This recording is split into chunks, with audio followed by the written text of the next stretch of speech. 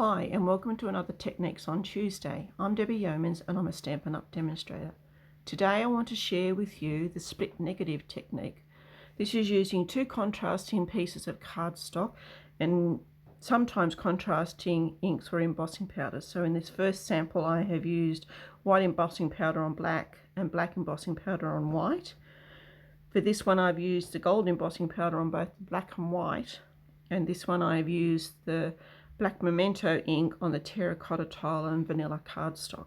So let me show you how I achieved these. Like I said, you need contrasting pieces of cardstock, and they need to be exactly the same size. This time I'm using the crushed curry and the vanilla cardstock, and the image that you're going to stamp on both pieces. So I'm going to bring in our Stamparatus, which is a great stamp placement tool that we have. I'm going to place my vanilla piece of cardstock in place and a magnet to hold it down. Actually, I'm just going to move this mat out because for the red rubber stamps we don't need the mat in. So then we grab our image that we want to stamp, then we place that down on our piece of cardstock where we want our image to be. Move it over just a little bit, and then bring over the plate to stick that on. And I'm going to use the black memento ink and ink up my image. Flip over the plate and stamp my image on my cardstock. The great thing about the Stamparatus, if you haven't quite got enough ink on, you can add a bit more, or if you've missed a bit with one of the images, you can go back and stamp that up. Okay, so now I'm going to take my other piece, put that in exactly the same place as well, put the magnet on the corner to hold it in place, ink it up again with the black memento ink, bring the plate over and give that a good push down to make sure we've got that transferring. Just that bottom corner needs a little bit more. There we go. Alright, so now we've got our two images stamped and they're in exactly the same place.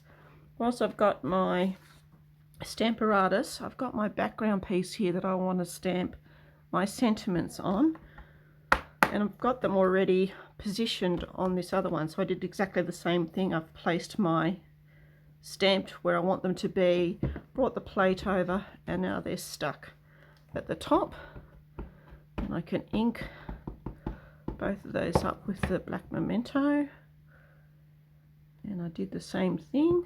I need to bring in, because they're the clear stamps, we actually need to bring in our mat to give that a little bit more height. Okay, so we can now stamp those down, and there we go, nice stamped sentiments on there. Let me move that out of the way. So going back to our stamped images, I'll line them both up together and cut them in half down the center. And these were 7.5 centimeters, so I'm going to cut them in at 3 3/4 centimeters in half. And I like to cut them at the same time, that way I know I've got them at the same measurements. So that gives us our two pieces. So now we're just going to flip those two over, and then when we bring those together we get our full image again, but with the split negative, so 2 on each pieces. So we're just going to finish off our card by adhering those to a matte black, and then that will get placed onto the other piece of card that we did.